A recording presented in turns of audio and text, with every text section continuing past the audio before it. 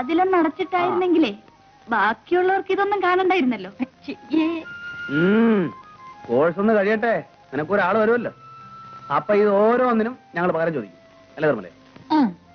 പിന്നെ ഇവിടുത്തെ കാര്യപരിപാടികൾ കഴിഞ്ഞില്ലെങ്കിൽ ഞാൻ മാറിയിക്കാം. പോവണേ അവിടുന്ന്.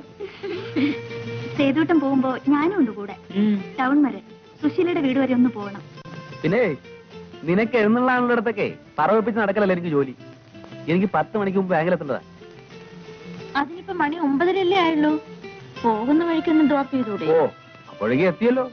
അനിയത്തിയെ സപ്പോർട്ട് ചെയ്യാൻ അവൾക്ക് വേണ്ടി പറയാൻ നമ്മളല്ലാതെ പിന്നെ ആരാ ചെയ്തോട്ടെ? സമ്മതിച്ചേ. ഇതേ നീ കാറിലോട്ട് കയറിക്കോ, എവിടെ വേണമെങ്കിലും കൊണ്ടുവിടാം. എന്താ പോരെ?